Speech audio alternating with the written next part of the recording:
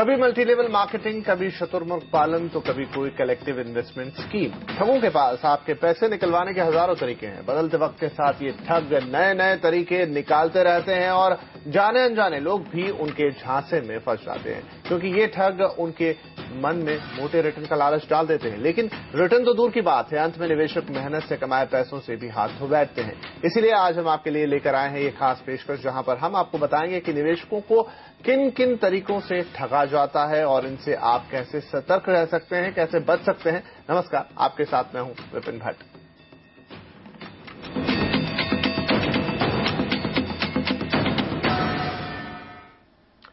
और इस खास पेशकश में हमारे साथ शामिल हो रहे हैं दो खास मेहमान, सेबी के पूर्व डायरेक्टर और स्टेक होल्डर्स एम्पावरमेंट सर्विसेज के मैनेजिंग डायरेक्टर जितेंद्र नाथ गुप्ता और वैल्यू रिसर्च के सीईओ धीरेन्द्र कुमार और वाइज इन्वेस्टमेंट एडवाइजर्स के सीईओ हेमंत रुस्तगी। यहां पर चर्चा शुरू करने से पहले हम आपको बता दें कि निवेशकों को ठगने वालों पर मार्केट रेगुलेटर सेबी की लगातार नजर रहती है और हाल ही में उसने दिल्ली में निवेश के नाम पर ठगी करने वाले गिरोह का पर्दाफाश किया है। ये लोग निवेशकों को म्यूचुअल फंड में नुकसान का डर दिखाकर जबरन निवेश कराने की कोशिश कर रहे थे। निवेशकों से कहा जा रहा था कि अगर उन्हें म्यूचुअल फंड के पैसे चाहिए तो एडवांस चेक देना होगा, नहीं तो मोटी रकम एजेंट की फीस के तौर पर काट ली जाएगी। और जब इनके एक भुक्तभोगी ने सेबी से शिकायत की, तब जाकर पूरा मामला सामने आया और ये पता चला कि यह गिरोह बड़े पैमाने पर इसी तरह से लोगों को ठग रहा था। आइए सबसे पहले यहां पर हम धीरेन्द्र के पास चलेंगे, उनसे ये जानना चाहेंगे कि इस तरह के जो मामले हो रहे हैं जिसमें छोटे निवेशक फंस रहे हैं, क्या सेबी के इस कदम से ऐसे मामलों को रोकने में कुछ मदद मिलेगी? खासतौर पर जो नकली एजेंट है, क्या उन्हें रोका जा सकेगा? धीरेन्द्र। नहीं, मुझे नहीं लगता है कि ये केवल नकली एजेंट की बात है। ये सेबी का ये जो ऑर्डर है, ये एक्चुअली ऑर्डर नहीं है, एक चेतावनी है। ये एक प्रेस रिलीज के जरिए दिया गया है और इस तरह की बहुत सारी खबरें आ रही थी कि बहुत सारे लोग प्रिटेंड करते हुए कि वो एजेंट हैं इंश्योरेंस कंपनी के या म्यूचुअल फंड के।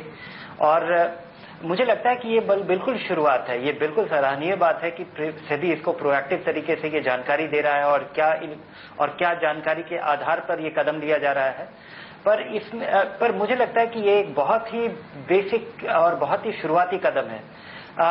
एक चीज हमें समझना होगा कि जब इस तरह की जानकारी और खासकर जिस केस का इसमें उल्लेख किया गया है, उससे ये साफ पता चलता है कि ये बिना इंस्टीट्यूशनल बैकिंग के, बिना कंपनियों से इस जानकारी को किसी के साथ शेयर किए बिना ये इस तरह का फोर्जरी या इस तरह का मिससेलिंग नहीं हो सकता है। जब तक किसी आदमी के पास आधार नहीं हो कि आप किस आदमी से संपर्क करें, किसके पुत्र का निधन हो गया है और जिसने निवेश किया था, ये जानकारी आपको केवल कंपनी से ही मिल सकती है। तो मुझे लगता है कि ये आधार काफी है उन लोगों को इन्वेस्टिगेट करने के लिए कि ये जानकारी कहां से निकली होगी।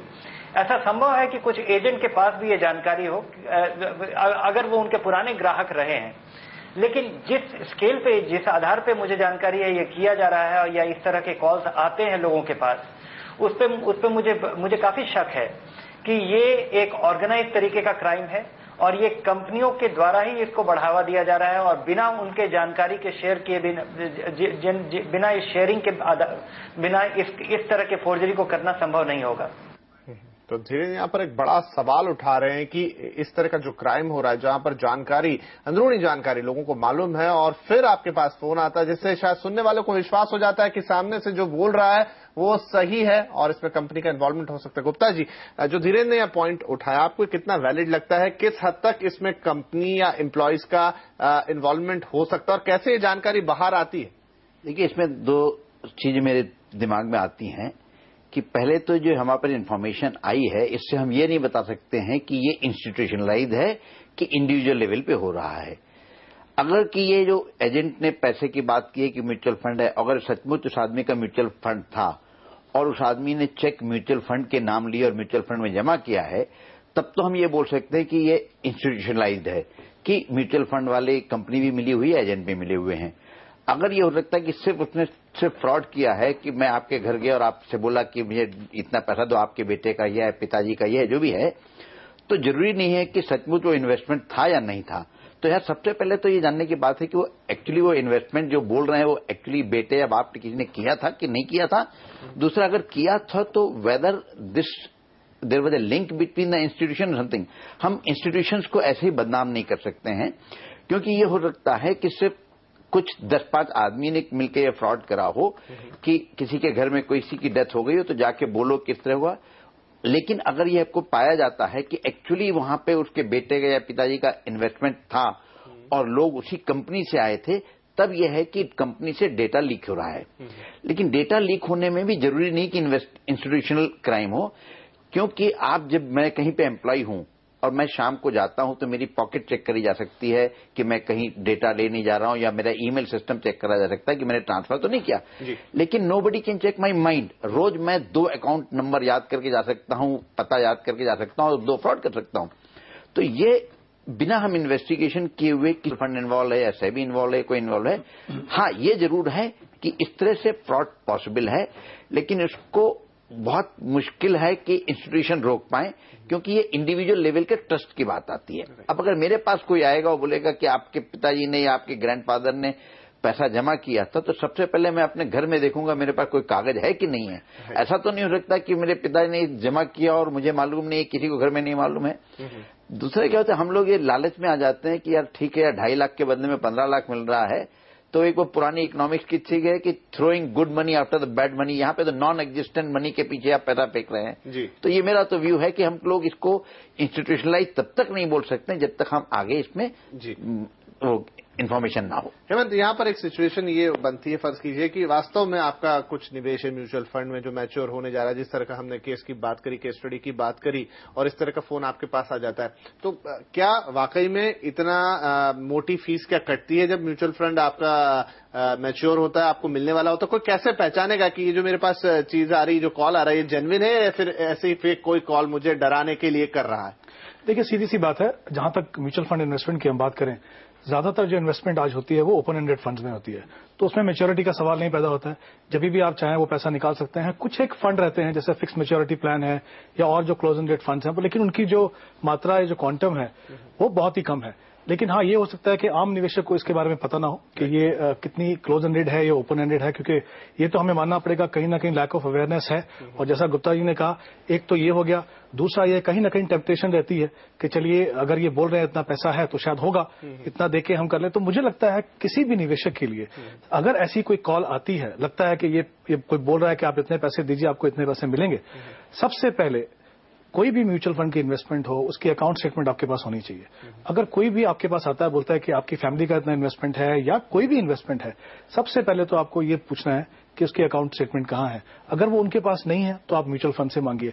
अगर वो अकाउंट स्टेटमेंट आपको मिलती है, इसका मतलब ये पहली बात कि जेन्युइन है ये केस और आपकी इन्वेस्टमेंट वहां पे है। अगर वो इन्वेस्टमेंट है, ऐसा कभी नहीं होता म्यूचुअल फंड से कि वो आपसे पैसा मांगे कि आप हमको 20,000 25,000 दीजिए तभी आपको ये पैसा मिलेगा, क्योंकि म्यूचुअल फंड का कॉन्सेप्ट समझना है हमें। क्या है म्यूचुअल फंड का कॉन्सेप्ट? आपने 1 लाख रुपए इन्वेस्ट किए, आपके कुछ एक्सपेंसेस रहते हैं, रनिंग एक्सपेंसेस, वो आपकी एनएवी में से ही कट के, इनफैक्ट जो एनएवी अनाउंस होती है वो एक्सपेंसेस कटने के बाद होती है। अगर कोई एग्जिट लोड भी रहेगा उसमें, किसी तरह का भी कोई एक्सपेंस या चार्ज रहेगा, वो आपके इन्वेस्टमेंट से कट के आपको वाले पैसे से ही कटेगा, अलग से कोई ऐसा कभी होगा ही नहीं कि म्यूचुअल फंड आपको बोलेगा कि आप इतना पेमेंट कीजिए। तो कोई भी अगर किसी भी निवेशक से कोई चेक मांगे ये कह के कि आप हमको ये चेक दीजिए तभी आपको पैसा मिलेगा, बिल्कुल भी नहीं करना है ऐसा, ये गलत है। जैसा मैंने कहा, जो भी एक्सपेंसेस हैं, जो भी चार्जेस हैं, वो आपके इन्वेस्टमेंट में से आएंगे, कभी भी आपसे पैसा एडिशनली ऐसा लिया नहीं जाएगा। चलिए, तो यहाँ पर आपने पहला सबक ये ले लिया कि इन्वेस्टमेंट और खासतौर पर म्यूचुअल फंड, जहां से हमने अपनी बात की शुरुआत की, अगर मान लीजिए इस तरह का कोई फोन आपके पास आता है या किसी प्रकार का कोई मेल या मैसेज आता है कि आपका इतना पैसा निवेशित है, अगर है तो भी और नहीं है तो भी ये जान लीजिए कि म्यूचुअल फंड कंपनी कभी आपसे आपका रिफंड देने के लिए, आपके मैच्योरिटी का अमाउंट देने के लिए आपसे किसी पैसे की डिमांड नहीं करेगी। लेकिन ये तो हुई एक बात, अभी बहुत सारे और तरीके हैं जिससे आपको ठगने की कोशिश की जा सकती है, उनसे आप कैसे बचेंगे, ये सब जानेंगे छोटे से ब्रेक के बाद।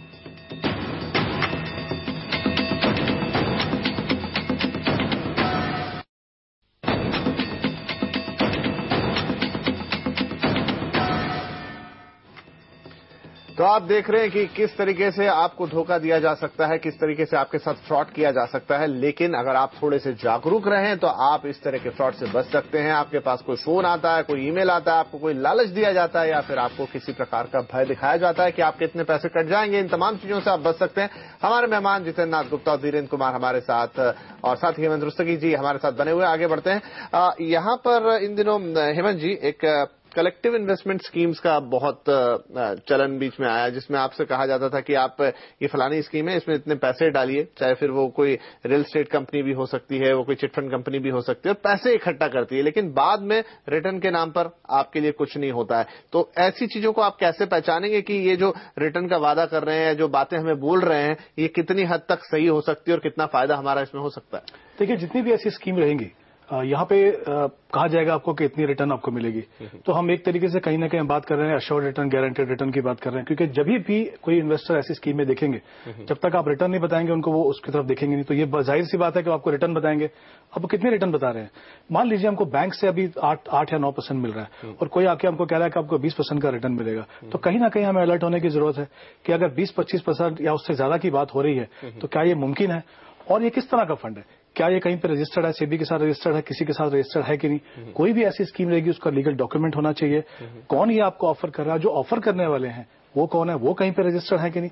देखिए, अल्टीमेटली जब हम पैसे की बात करते हैं, हम बहुत मेहनत से पैसा कमाते हैं, और काफी बार ऐसा देखा है कि जब हम पैसा इन्वेस्टमेंट की बात आती है, थोड़ा जल्दी में हम इन्वेस्ट कर देते हैं। कोई भी स्कीम आपके पास आए तो आई थिंक उसमें एक प्रोसेस रहता है। आप देख लीजिए कौन सी स्कीम है। अगर गारंटेड, जैसा मैंने कहा, 20% 25% की बात हो रही है, बैंक से आपको 8% मिल रहा है, वो फिजिबल है नहीं। अगर ऐसी बात है तो फिर आपको थोड़ा सा अलर्ट रहना। देखिए, कहीं ना कहीं इन चीजों में दो चीजें होती हैं। एक तो आपके पास नॉलेज नहीं है, उसका फायदा उठाया जाता है। दूसरी, हमें कहीं ना कहीं टेम्पटेशन रहती है कि अगर हमें डबल या ट्रिपल रिटर्न हमको मिल रहा है तो क्यों ना कमाएं। और जैसा आपने शुरुआत में कहा, वो रिटर्न तो छोड़ दीजिए, आपका मूल भी आपको नहीं मिलता। तो आई थिंक अगर हम कोई भी इन्वेस्टर थोड़ा अलर्ट रहें, जरूरी नहीं है कि आप फाइनेंशियली बहुत सेवी हो। अल्टीमेटली आपके इर्द गिर्द लोग हैं, आपकी बहुत सारी इन्फॉर्मेशन आपको अवेलेबल है इंटरनेट पे, मीडिया में, कहीं पे भी जाके आप पता कर सकते हैं। लोगों से पता कीजिए, आपके जान पहचान वालों से पता कीजिए। कोई भी ऐसी ऑफर आए जहां आपको समझ में नहीं आ रहा है, आप बात कीजिए। लेकिन कभी कभी क्या होता है, अगर कोई हमें आके बोले कि आपको 25% का रिटर्न मिलेगा, तो हम चाहते हैं कि शायद पड़ोसी ना बनाए, हम बना ले। तो आई थिंक वो अगर टेम्पटेशन को रोक के थोड़ा लोगों से बात करें, आसपास वाले लोगों से बात करें, तो मैं बोल सकता हूं 99.9% हम ऐसी धोखाधड़ी से बच सकते हैं। राइट। गुप्ता जी, यहाँ पर हेमंत ने सवाल उठाया कि कंपनियां रजिस्टर्ड नहीं होती, हमें चेक करें कि, लेकिन सेबी ने अभी पिछले दिनों में कुछ 50 से ज्यादा या उससे भी ज्यादा संख्या में उन कंपनियों, खासतौर पर रियल एस्टेट कंपनियां उसमें शामिल थी, जहां पर यह सवाल उठाया कि आप कलेक्टिव इन्वेस्टमेंट स्कीम से पैसा नहीं इकट्ठा कर सकते हैं, आप अश्योर्ड रिटर्न की गारंटी यहाँ पर दे रहे हैं वो गलत है, और उन पर कार्रवाई की भी बात हुई। तो सेबी का इस तरह की चीजों पर कितना कंट्रोल है और कैसे यहाँ पर बच सकते हैं? देखिए, आपने इसमें 2-3 चीजें मिक्स कर दी हैं। जो रस्तगी जी बात कर रहे थे उसमें ये बोला था कि हम एज ए इन्वेस्टर हमको बड़ा कॉशियस रहना चाहिए। हमको ये देखना चाहिए कि जो आदमी हमारे पास आ रहा है वो भरोसे का आदमी है कि नहीं है। अब ये चीज सेबी के पास बात की बात है, पहले हमको देखना पड़ेगा जी। अब आप सोचिए कि अगर कोई आदमी हमको 25% दे रहा है रिटर्न, तो जितने भी इंडस्ट्रियलिस्ट हैं वो 12%, 13%, 14% कमाते हैं, तो उनको अपनी दुकान बंद करके इनके आके अपना सारा पैसा लगाना चाहिए। वो तो कोई नहीं देता है। तो हमको देखना चाहिए कि कोई समझदार आदमी इनको पैसा नहीं दे रहा है तो ये मेरे पास क्यों आ रहे हैं, क्या मैं बाकी लोगों से ज्यादा समझदार हूं? ऐसा तो नहीं है। तो पहला तो क्या है कि जब हम लोग के पास सबसे बड़े हम लोगों की वीकनेस ये होती है कि हम लोग चाहे कितने भी लेक्चर दें, चाहे कितने भी लेक्चर सुने, जब अपने ऊपर आता है तो लालच में हमारी आंखों के सामने एक पर्दा आ जाता है, तो हम बिल्कुल सही नहीं होता। जैसे रस्तगी जी ने कहा कि जब ये सोचते हैं कि यार 25% हमको मिल रहा है तो हम इनको क्यों लेने दें, सारा के सारा हम ही ले लें, तो हम उधार लेके भी पैसा लगा देते हैं। और दूसरा ये है कि इस तरह का पैसा तो सिर्फ बेईमानी से बनाया जा सकता है। हम आम आदमी तो ईमानदारी से नहीं बन सकता, तो हमको क्या हम बेईमानी का पार्ट होना चाहते हैं? एक तो ये बात। सेबी के कंट्रोल की बात आती है कि अगर हमारी एक्सपेक्टेशन अगर ये है कि सेबी या रिजर्व बैंक ऑफ इंडिया या IRDA सब कुछ कंट्रोल कर सकता है, ये हमारी बड़ी गलत फहमी है। ऐसा नहीं हो सकता है। क्यों? क्योंकि रेगुलेटर की एक लिमिटेशन है, कोई हमारे पास रजिस्ट्रेशन होना चाहिए। जो हमारा रजिस्टर्ड एंटिटी है वो अगर गलत करती तो हम उसको पकड़ लेते हैं। जो रजिस्टर्ड नहीं है अगर वो गलत करती तो पहले तो पता ही नहीं होता है, और पता इसलिए नहीं होता है कि कोई बताता नहीं है। अब ये सारी ड्यूटी जो है सिर्फ सेबी की नहीं हो सकती, हमें आम नागरिक की तरह अगर हमें ये पता लगे कि कोई ये कर रहा है तो हमको सबसे पहले सिस्टम में बताना चाहिए कि यहाँ ये गड़बड़ी हो रही है, तभी हम लोग सुधार पाएंगे। नहीं तो अगर हम ये सोचें कि ठीक है ये कुएं में गिर रहे हैं, इनको गिरने तो हम पुलिस में नहीं बताएंगे, तो ये भी आज कुएं में गिरे, कल हम कुएं में गिर जाएंगे, आप भी गिर जाओगे। तो हमको एज ए जागरूक इंसान और नागरिक की हमको ये एफर्ट करना चाहिए कि हमें जहां पे भी कहीं गलत चीज लगे हमको उसको अथॉरिटी की निगाह में लाना चाहिए। तीसरा, हमारा सिस्टम ऐसा है कि निगाह में आने के बाद भी हमारी पकड़ से बाहर निकलता जाता है, क्योंकि हमारा लॉ कभी कभी वीक होता है, कभी हमारी इंटेंशन नहीं होती है, कभी समय नहीं होता, और कभी कभी समय होता भी है तो इतना समय लग जाता है कि जिस आदमी का पैसा है वो ऊपर वाले के पास पहुंच जाता है, लेकिन हमारा केस नहीं डिसाइड हो पाता है। राइट, चलिए, तो यहाँ पर वक्त हो गया एक और छोटे से ब्रेक का, लेकिन जब ब्रेक से वापस आएंगे तो एक और जो धोखाधड़ी का माध्यम है जो काफी ज्यादा इस्तेमाल होता है, मल्टी लेवल मार्केटिंग। अब आप कैसे पहचानें, क्योंकि हर स्कीम खराब नहीं हो सकती उसके अंदर, लेकिन आपको यहाँ पर डिफरेंशिएट करना आना चाहिए। साथ में कभी आपके पास अच्छी नौकरी का मेल आ जाएगा, कभी आपके लिए लॉटरी का मेल आ जाएगा, इन सब चीजों से आप कैसे बचेंगे, ये सब कुछ इस ब्रेक के बाद।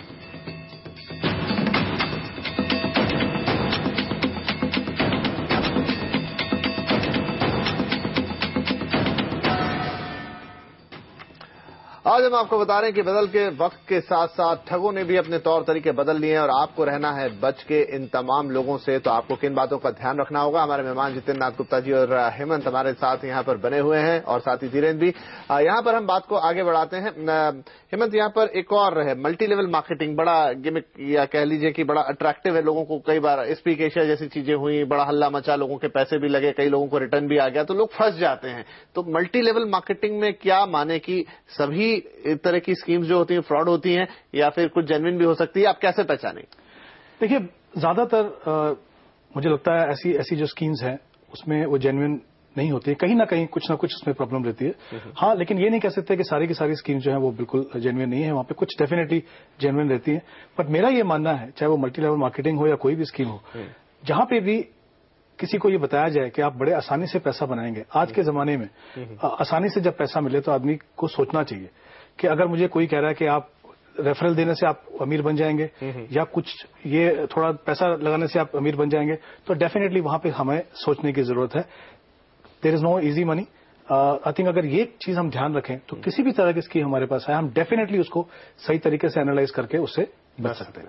गुप्ता जी, एक और तरीका है, लोगों का एसएमएस आता है, मेल आता है कि एक लॉटरी आपकी लग गई है, आरबीआई की तरफ से आपको इतने पैसे मिलेंगे, या लंदन में आपको इतने पाउंड मिलने जा रहे हैं, या फिर कई बार आता है कि आपकी इतनी अच्छी नौकरी लगी, आपको भले ही आप महीनों से भटक रहे हो नौकरी के लिए, लेकिन अचानक से कि इतनी नौकरी लगी और आप इतने पैसे जमा कर दीजिए, और अक्सर लोग लालच में आ जाते हैं। यहाँ पे आप क्या कॉशियस रहने की सलाह दें? देखिए, हमारे यहाँ सबसे पहले तो जो आदमी फंसता है इस तरह से, हमें दया आती है, क्योंकि ऐसा हो नहीं सकता कि मैं 10 बार 10 जगह नौकरी के लिए अप्लाई कर रहा था और मुझे कहीं से इंटरव्यू कॉल नहीं आया, कहीं से नौकरी नहीं मिली, सडनली मुझे किसी ने 1 लाख रुपए की नौकरी का ऑफर भेज दिया। ये ऊपर वाला तो एम्प्लॉयमेंट एक्सचेंज नहीं चलाता कि ऊपर वाले के कहने से मुझे नौकरी मिली, तो ये तो कहीं ना कहीं घपला है। दूसरा ऐसा है कि हम लोगों के यहाँ इस मामले में पर्टिकुलरली हम लोगों का या तो लॉ वीक है या हमारी इंटेंशन नहीं है। आज की डेट में जो मोबाइल नंबर है उसको अप्लाई करने के लिए आपके केवाईसी होता है। हम अगर सरकार को खबर दें कि हमारे पर इस नंबर से आई है, तो उस नंबर के मालिक को ट्रेस होने के लिए 24 घंटे से ज्यादा नहीं लगेंगे और उसको अगले दिन हवालात में होना चाहिए। लेकिन कोई भी आज तक नहीं पकड़ा गया, तो इस या तो हम समझे कि या तो हमारा केवाईसी सिस्टम टेलीकॉम का काम नहीं कर रहा है, या कोई इस कंप्लेंट पे आगे कोशिश नहीं हो रही है, कोई एक्शन नहीं हो रहा है। तो इसलिए हमें इसमें कहना कि एक तो लोगों को सावधान रहना चाहिए, कहीं से ऊपर वाले से आपकी लॉटरी नहीं निकलती है। दूसरा यह है कि हमारे यहाँ हम लोग लेजिस्लेशन की कमी है और हम लोग इंटेंशन नहीं है।